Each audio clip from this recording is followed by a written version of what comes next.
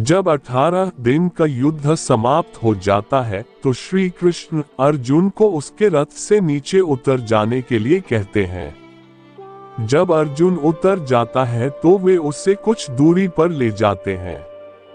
तब वे हनुमान जी को रथ के ध्वज से उतर आने का संकेत करते हैं।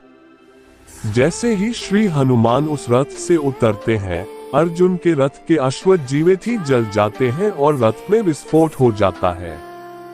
ये देखकर अर्जुन दहल उठता है। तब श्री कृष्ण उसे बताते हैं कि पितामह भीष्म, गुरु द्रोण, कर्ण और अश्वत्थामा के घातक अस्त्रों के कारण अर्जुन के रथ में यह विस्फोट हुआ है।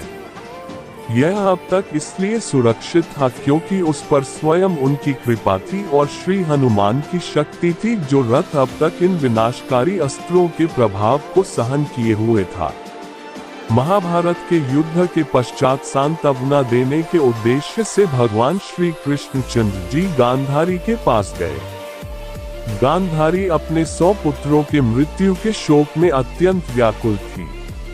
भगवान श्री कृष्णचंद्र को देखते ही गांधारी ने क्रोधित होकर उन्हें श्राप दे दिया कि तुम्हारे कारण से जिस प्रकार से मेरे 100 पुत्रों का आपस में लड़ करके नाश हुआ है, उसी प्रकार तुम्हारे यदुवंश का भी आपस में एक दूसरे को मारने के कारण नाश हो जाएगा।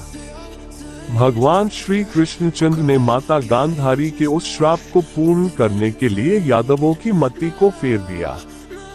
एक दिन अहंकार के वश में आकर कुछ यदुवंशी बालकों ने दुर्वासा ऋषि का अपमान कर दिया। इस पर दुर्वासा ऋषि ने शाप दे दिया कि यादव वंश का नाश हो जाए। उनके शाप के प्रभाव से यदुवंशी पर्व के दिन प्रभास क्षेत्र में आए।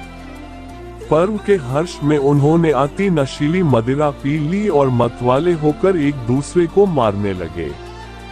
इस तरह से भगवान श्री कृष्णचंद्र को छोड़कर एक भी यादव जीवित न बचा। इस घटना के बाद भगवान श्री कृष्णचंद्र महाप्रयाण करके स्वधाम चले जाने के विचार से सोमनाथ के पास वन में एक पीपल के वृक्ष के नीचे बैठकर ध्यानस्थ हो गए। जरा नामक एक बहेलिये ने भूलवश उन्हें हिरण समझकर विषयुक्त बाण चला दिया, जो कि उनके पैर के तलुवे में जाकर लगा और भगवान श्री कृष्णचंद्र स्वधाम को पधार